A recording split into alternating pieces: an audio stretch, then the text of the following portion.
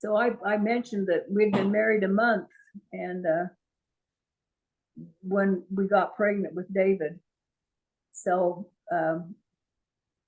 that I really got sick with morning sickness. I couldn't keep anything down. And I did a foolish thing. The first time I threw up, I refused to eat. So that made it even worse.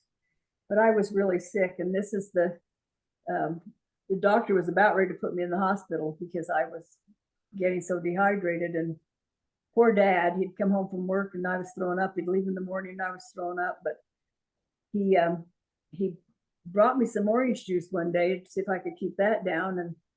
And he had put ice cubes in it. So I know you've all heard that story. And I cried for 2 days because he put ice cubes in my orange juice. But finally, he got me to keep some milk toast down. So that kind of got me over the hurdle and I started doing okay. But it was a fun time with Judy expecting Jeff at the same time. So we had a lot of fun. It was fun. I embroidered David a quilt, and Dad bought me a used sewing machine. It didn't have a zigzag stitch, but it sewed straight. So I hand embroidered a yellow and green quilt for little David. We were so excited. Of course, we didn't know what he was going to be, but I'll tell you, when we took Mother to the hospital, or took LaRee's to the hospital, man, I was so worried. I was worried for her. I was worried for this new baby. I can remember, and you're really, in those days, you're not much part of the birth at all. I was. LaRee's certainly was, but I wasn't, and I was worried, almost sick with worry that she'd live and he'd be okay and whatever else. But when they came and got me and took me into a room, and that little baby, I think, was laying in your arms. Is that right? Mm-hmm. And oh, great looking little kid. Just I don't remember if he was crying or what, but I was so relieved. He was a beautiful baby. That she was okay and he was okay. Quite honestly, I guess I got rid of that because the rest of you guys came. I wasn't so worried anymore. I just knew you'd be okay. But that first baby, man, I was I was really a mess. And our first month with David was pretty rough. I was determined to breastfeed him, and in the hospital they would bring me a bottle of water or milk, formula, one of the two, and they would tell me to I had to feed him the bottle before I could breastfeed him, and they wouldn't help me. So I didn't know what I was doing. Mothers didn't breastfeed as much then as they do now, but I really wanted to, but I would get breast infections, and it was very painful, and he would spit up blood, and so they got so to the point Dad would come home from work and I'd be in bed with coats and gloves and boots and everything else because I was running a fever from another breast infection. And it got so that every time I had to feed David, I was crying, and David was crying, and poor Dad, he had all these weepy people around him. And finally I had to quit breastfeeding him and put him on the bottle. So that made everybody happier. But it was really hard on Mom. She so wanted to breastfeed that little guy, but that lasted for 6 weeks is all. Yeah. So. But I always held him. David never learned to hold his bottle. None of you did, because I felt like babies needed to be held when they were fed, and you were going to be held and loved. So other people's babies walked around with bottles, but none of mine did. If you needed a bottle, you sat on my lap and let me hold it for you. So I did the next best thing to breastfeeding, but I tell you, he drew attention everywhere he went because he's a gorgeous baby. Aunt Kathy had given me some little Levi's then, and that was no little baby boy had Levi's. And no, she'd given me the cowboy shirt, a little cowboy shirt, even with the little pearl snaps. And I found a little pair of Levi's, and I'd have him dressed in that little cowboy shirt and Levi's, and people would say, "Oh, she's so beautiful." And I would think, "Oh, I wouldn't put a baby girl in a cowboy shirt and Levi's." Can't you tell it's a boy? But it was a fun experience. We had no clue what we were doing, did we? No, but we had a little jumper, and we by the time he'd gotten a little older and Mom was feeling better, we moved from that basement apartment to our duplex. Yeah, he was about 3 months old. About 3 months old when he moved. And I went and bought a little jumper. Maybe I didn't buy it, maybe somebody gave it to us. At any rate, we'd hang him out on the clotheslines, and he would jump and jump and jump. I think every one of you kids had that jumper. I don't know whether it was the same jumper or not, but you had a jumper. When we first took him out there, I was having him jump on the grass, and the grass would tickle his feet. So I put a rug down. Yeah, put a rug in. Then he was okay. He jumped and jumped and jumped. It also had a hook that you could hook it to from inside the house. And one day he was jumping and the hook came out and he crashed to the floor, but he didn't get hurt. Those were very traumatic to new parents, you know, to have that happen. You're taking him to the hospital, have him x-rayed. And by the time poor old Krista came along, she probably would have said, "Buck up, you're not hurt." I don't know for sure, but boy, it was. But one time he was about 6 weeks old, and I went to Blackfoot, take him back for checkup to the doctor, and I stopped at Janelle's house. She was living there and in Blackfoot, and she found out I didn't have a rocking chair for him, so she packs up her own rocking chair and sends it home with me, because every baby needs to be rocked. And I bought some corduroy material and covered the chair so it would look good with our couch. And there was enough material left over that I made him a little suit, a little blazer jacket, and then short little pants out of that corduroy. He looks so cute. Oh, well, we had fun. It was just like having your own personal doll. I mean, he drew attention everywhere. When he's about a year old, is that? I'm remembering his first word. Now he probably said "Dada" and "Mama," but we're riding to the cabin, and in those days you didn't have seatbelts. He's standing there next to us. Well, he was in a harness. He was in a harness, but it wasn't very safe. But well, that was as safe as we knew how to make it. I know it, but that's what people did. At any rate, LaRee and I are playing the alphabet game, or license plate. We're playing license plate. We're just reading off where the license plates of cars are we're seeing. And one of us says Utah, and David repeats that exactly the same way we said it, Utah. Boy, we thought he was pretty smart. Oh, and I'll tell you, you know, he was loved by my family, by my parents, but Grandpa and Grandma, and they thought, you know, first grandchild, they thought he was the cat's meow.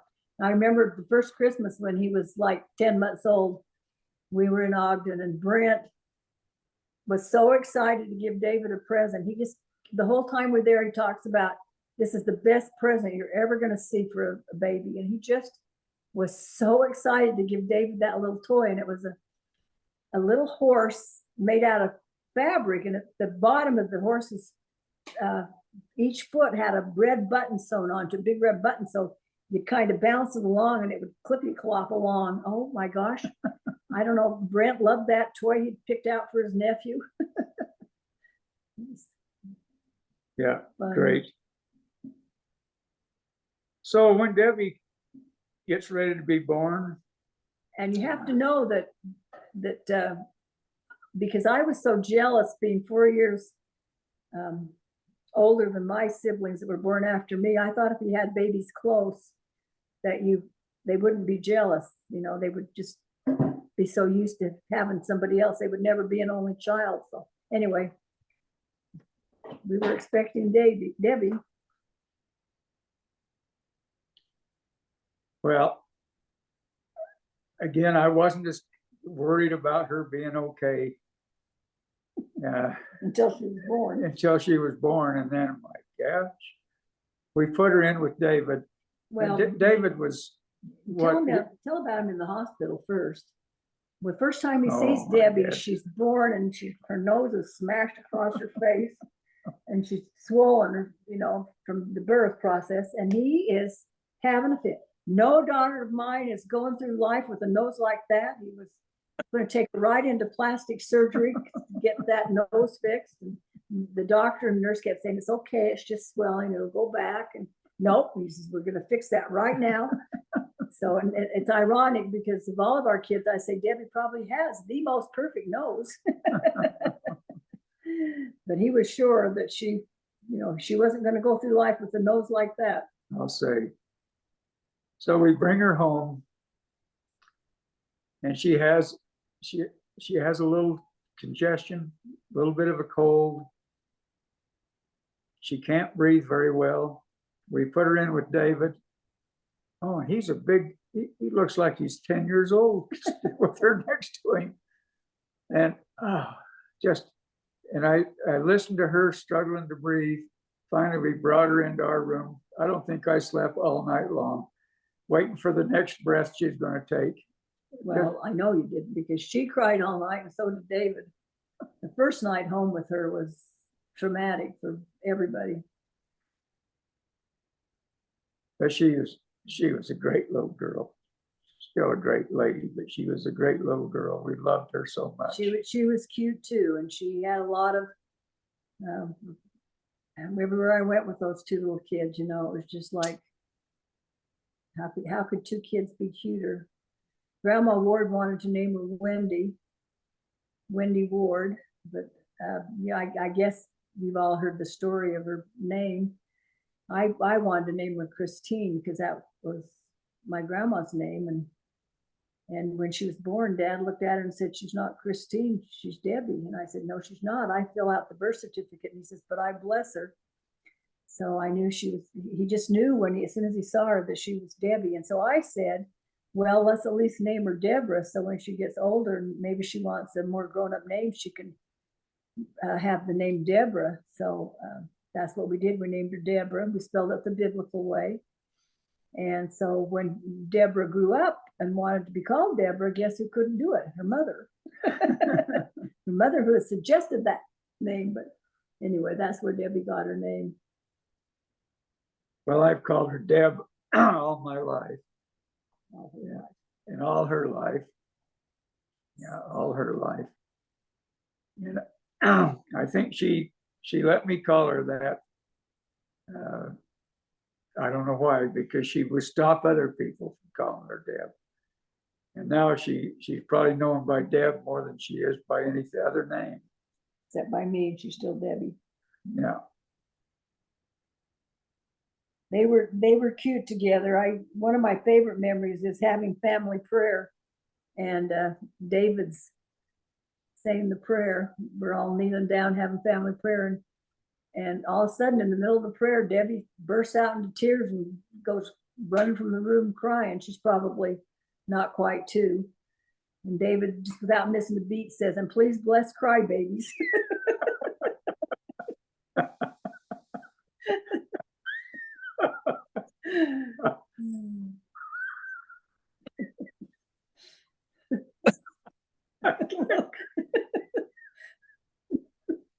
Well, dear, are you okay? Oh, that was funny.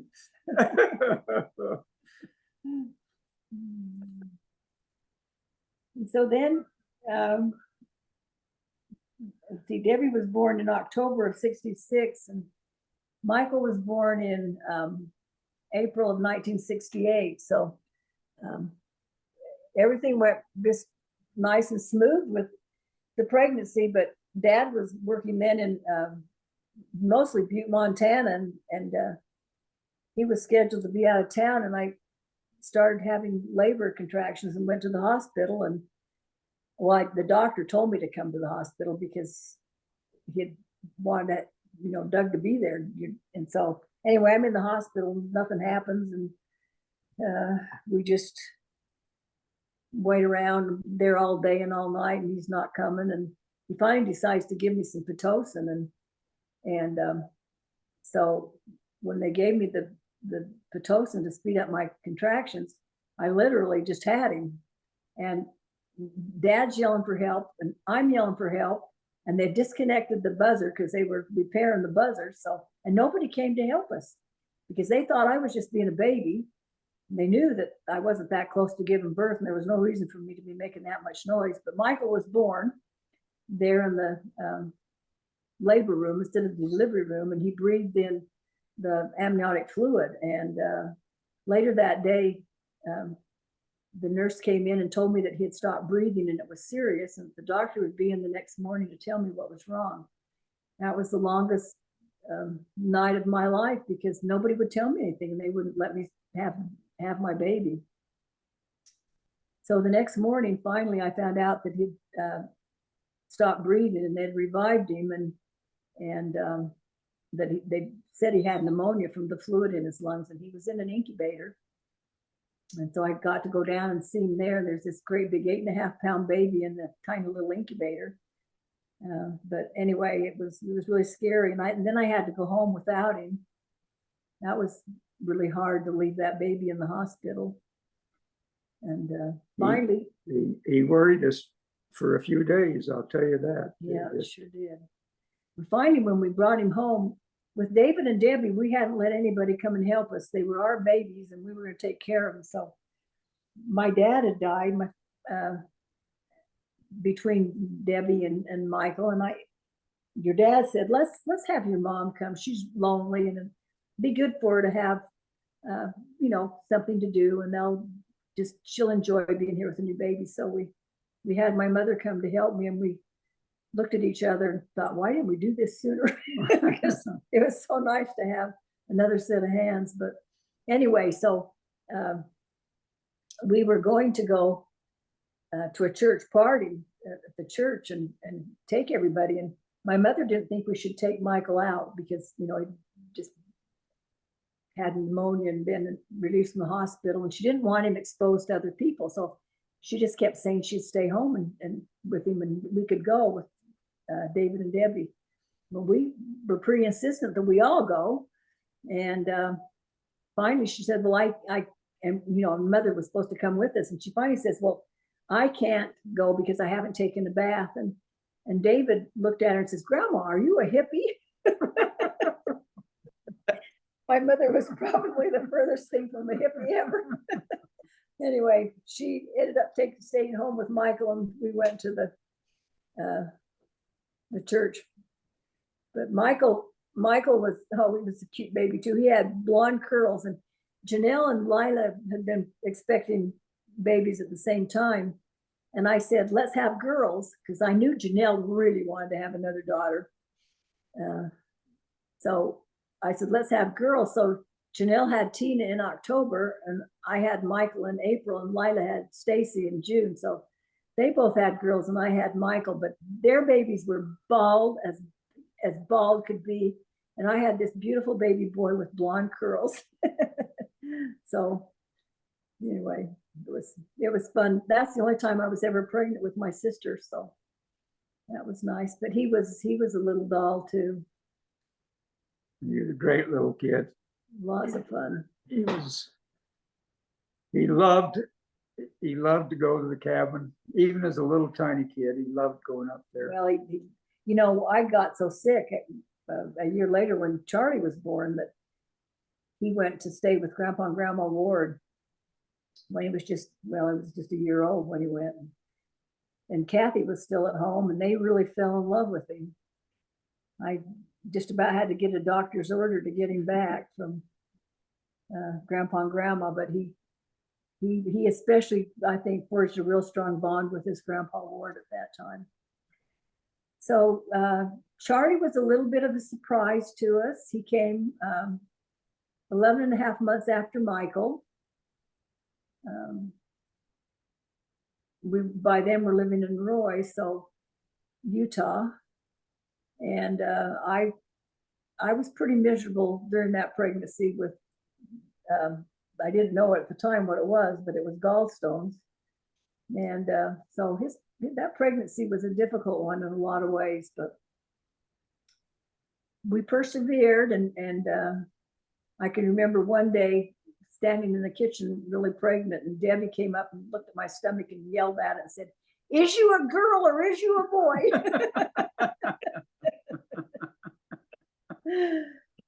So we went to the hospital. It was the easiest delivery I had.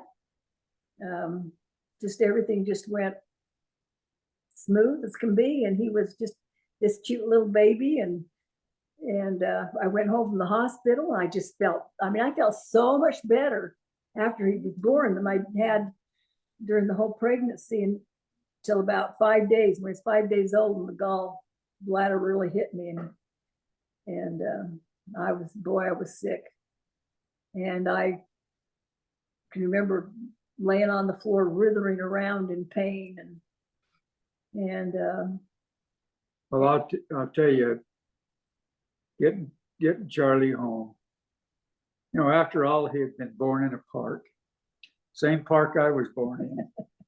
You better explain that.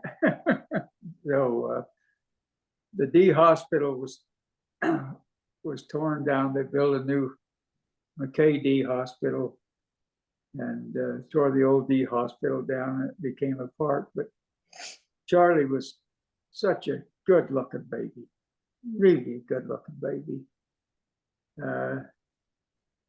He was busy. He's always been busy. I think Charlie has been a joy to our life, as all of our kids have. But he's been a joy to a lot of other people too. Well, so I had to have my gallbladder out when he was 3 weeks old. And so our neighbors, the Becks, took him to their house, and David and Debbie went to the neighbors Millers, and Michael went to Grandpa and Grandma's. And anyway, I was just sick. I thought I was going to die. I told Dad who he could marry to raise my kids. I worried about that you'd all grow up and never know that your mother loved you. And oh, I was so. Who did you tell me to marry? It doesn't matter now. But it just, it was so, worried about leaving my kids motherless was really difficult. Well, I thought we were going to lose her. The doctor was really concerned. When a doctor comes out pretty darn serious, telling me how she's doing, and maybe it wasn't as serious as I thought it was, but I sure thought it was serious. Well, I had complications afterwards, and ended back in the hospital again. I can remember the doctor standing over my bed debating whether or not to do more surgery on me, and one of them said, "If you do, she won't live through it."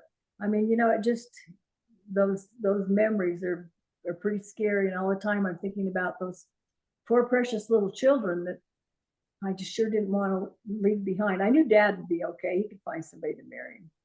But I could. Yeah. But I was sure not. I was just really worried about my kids never knowing that their mother loved them so much. So anyway, there were priesthood blessings, and my name was put in the temple, and eventually I recovered and got to come home for the second time. But I was still weak, and I wasn't able to lift Charlie till he was about at least six months old before the doctor would let me even lift him. And it was during this time that I'm laying on the couch in our living room, and my mother and neighbor Karen Miller are in the kitchen doing the dishes, and they're in there laughing and talking. And I'm laying there thinking, Heavenly Father, I want to be able to take care of my family. I want to be able to take care of my little kids. And if you let me get better, I promise I'll never complain about doing the dishes again. I just wanted to do the dishes. Anyway, I don't think I've ever complained about doing the dishes. I'd love to do dishes. Because I remember that was an awful feeling to not be able to take care of my family. So, but before we could get Charlie back and backtrack a little bit, I don't know how long he was at the Becks, but maybe 3 weeks. I think longer than that. And I well, think my mother finally said, let's bring your baby home. I can take care of him. But anyway, they came in the house and Bex had 3 children and they'd wanted to have more, but hadn't been able to. And the oldest one's a teenager. Well, 2 oldest ones are teenager and the youngest one was about 10. So they each come in carrying something like the bag of diapers, the formula, his clothes, something. And finally Marilyn comes in carrying Charlie and they glare at us. I mean, they're all glaring at us. it's like they're they not going to give him back. No, and they won't even talk to us. I mean, these are good friends. And when they came in the house, Marilyn was worse than her husband. Well, yeah. But I'll tell you what, it was touch and go, Charlie. I'm not sure we were going to get you back. I know. I said to Karen Miller, I said, because people would say to me, oh, Bex really loved Charlie. It was really hard for him to give him back. And I mean, so many people told me that. I finally said to Karen Miller, I said, what do they want me to do? Just give it to him. He's my baby. Anyway, that was a rough year. Dad hired a girl to come and spend the day with me after my mother finally got to go home. She finally went back home. She was there for at least 6 months with us, taking care of me and the kids. Yeah, it was a long time before LaRee felt like LaRee was feeling before the birth. I know, because you went through that pregnancy pretty good, I believe. Well, I was in pain because of the gallstone, but I didn't know why I was in pain. But I had 5 good days after the delivery. Anyway. I'm going to tell one short story. We had taken you 4 kids to, I guess we eventually got to Phoenix. We went to Mexico and went back over to Phoenix. And we were in a park, maybe having a lunch or playing. And Charlie was off. And Charlie at that time, maybe he was 2 years old. And he's over with a bunch of Spanish kids. Mexican there kids. was a big festival or something. No, it was a school, Head Start school. It had little Spanish speaking children in it. They were at the park too. And so Charlie's over there playing with them. And he's talking away, talking to them. And Debbie comes running over and says, Mommy, Charlie can speak Spanish. Because all those little kids, they were speaking Spanish, she was speaking English, and they thought they were talking to each other. So it was cute. But that's the way Charlie's always been, out there making friends. Yeah. That was a fun trip. That's the one Michael always tells everybody, that we locked you all in the dog kennel and drove away. But that's not exactly what happened, but it makes Michael happy to tell it that way. He likes the story. So then when, I guess Charlie, let's see, Dan was born in 73, so Charlie was 4.5 when Dan was born. And I had taken up bicycle riding, and so the whole time I was pregnant with Dan, I was riding my 10-speed bicycle every morning, and I was in great shape, and I'd even ride to the doctor miles away. And Dan they told me he was due August 8th, and he was born September 20th. And I know he wasn't that overdue, but he was our biggest baby, but he wasn't, I think he was probably just born when he was due, but that was a long extra 6 weeks that we waited for Danny to come. And he was just a pure delight from the very, very beginning when he was born. And he won everybody's hearts. He was so precocious and I think he was born talking, and just but not walking. no, he didn't want to walk. I didn't think he was ever going to walk. He was a very fast crawler, and he didn't see any need to get up on 2 legs when he could get where he wanted to go on 4. His main job every day was to unload the bookshelf of all the books and put them in a pile on the floor. So he was, and everybody, his older brothers and sisters loved him so much that I don't think he got put down very much, but maybe that's why he didn't walk. Maybe so. He had older siblings that carried him around. And it was really funny when we gathered you all in family home evening to tell you we were going to have a new baby, and Dad gets you all there, and he says, well, we wanted you to tell you that we're going to get a piano. Instead of telling you we were going to get a baby. Well, that was quite surprising to all of us. Did we get a piano? Yeah, it's the one we still have down in the basement. So I don't know why after 4 kids, 5 pregnancies, he was kind of like he was embarrassed to let you know that he knew where babies came from. I don't know what he was thinking. Maybe I forgot what I was going to tell. I don't know. Well, Dan, like all our kids, so much fun. He's, I can't remember a story about Dan growing when he's just young, when he's 2 or 3, or maybe you can you? Well, we didn't do the other ones. We knew that.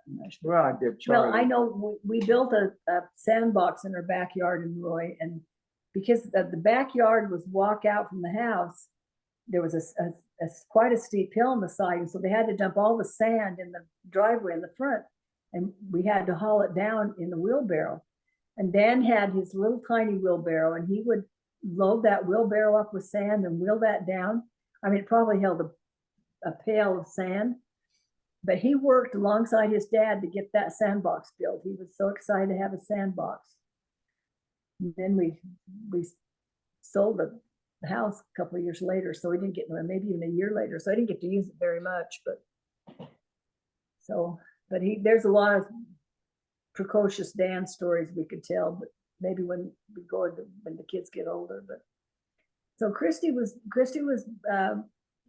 born in June, and I went when her due date was coming up. I went to the doctor, and he said, well, you're not ready, and it's going to be another week. And I was so mad. I thought, oh, here we go again, another 10.5-month pregnancy. And I came home and got out. We had a Dodge Maxi van, and I pulled into the car and slammed the door so hard that my neighbor across the street was fixing his roof, and he came over to see if I was okay. I was just mad that I was not ready to have Christy, but actually I went into labor the next day and went to the hospital and had her. And when I called my mother to tell her that we'd had a baby girl, she said, oh. And I thought, well, that's a strange reaction. And I was talking to Lila afterwards, and I said, Mother sounded disappointed that we'd had another daughter. And she said, well, LaRee, your whole pregnancy, you kept saying why it was going to be better if you had a boy. You can wear Dan's clothes, they can share the same bedroom, they'll, have the same toys, and they'll just be good friends all their lives. And so I just had all these reasons because I was sure I was going to have another boy. But so when I got Christy, I was delighted to have another daughter, but my mother thought I was disappointed because she thought that I really wanted another boy, and that I was disappointed. So of course we all had a good laugh over that, but that was kind of like miscommunications. But Christy was just a little doll. Oh, she was so fun to dress up, and ribbons and bows and laces and all that kind of stuff. But she didn't have an easy childhood or babyhood. She was born with a heart murmur, and she had newborn impetigo, and she cried a lot, and she didn't grow. And I would walk around the house crying, saying, please don't die, which is really a good thing to do with your new baby because they can feel your tension. And I had to take her to the doctor every week to have her weighed and measured because, you know, they were keeping pretty close watch on her. But Dad gave her several priesthood blessings. And after a year, the doctor said, we have good news for you. Her rate of non-growth is consistent. So that means it's not her heart. Because her little chart was just like a pinprick, but it was always pretty consistent. There was a little tiny bit of growth. But after she got weaned and toddling around, she became the happiest little toddler ever. And I wonder now if maybe she just wasn't getting enough food and she was hungry. I feel a little bit guilty about that because she did cry a lot as a baby, but she was sure adorable, cute little girl, a lot of fun. Well, she and Danny had a bond all her, they still do. But she was just fun to be around, wasn't she? All the kids were, but I think she especially was. I really loved that stage of my life with young kids. I understood you. I think I was a good mother. I know our neighbor, Marla Beck, was our main babysitter, and she would go home and she'd say, Mom, Ward's kids are always the cleanest, the best dressed. When they go to bed, they have the cutest pajamas. They're the first ones to have their baths, and they always have their stories read. She said, they just really are a good, happy family. So put that in your pipe and smoke it, you kids. I can't believe you're telling us to smoke. Erase that. Anyway, it was a happy time for me. It was hard in some ways because Dad was gone a lot. And, you know, I had kind of the full responsibility, and it was a struggle. When David started school, he had some struggles in school. Do you want me to tell that story now that I started? Or Yeah. Okay, so he was a smart little kid, and we had no concerns about him going to school other than he couldn't tie his shoes the first day. But he didn't learn to read, and by the time he was in the second grade and he couldn't read, we just didn't know what to do. And they would test him, and they would give us all kinds of reasons that he wasn't doing very well in school. And you know what, it was just difficult. And no, they couldn't tell us what was wrong. One of the main things they kept telling us was he was lazy. And man, there was one thing David wasn't, it was lazy, and we knew that. So I did a lot of fasting and praying how to help him, because kids back then, well, they probably still are, they're pretty cruel. They can see that he can't read. So I just decided that he was smart enough that he could learn to read. So I taught him to read. And people would say to me, how did you do that? And I say, I don't know. The Lord helped me to know what to do. And I taught him to read, and he became a really good reader. So I know that the Lord really loved him and helped him and got him reading. And he had a lot of struggles in school because we didn't know what it was that he had until he was a senior in high school when, what was her name, the teacher? Keniston. No, Hunter, Mrs. Hunter at the high school told us that he was dyslexic. Well, that was. And so we didn't really know what his diagnosis was. And there were a lot of miracles that he had growing up. Because of that, he had some really great teachers, and he had some really rotten teachers.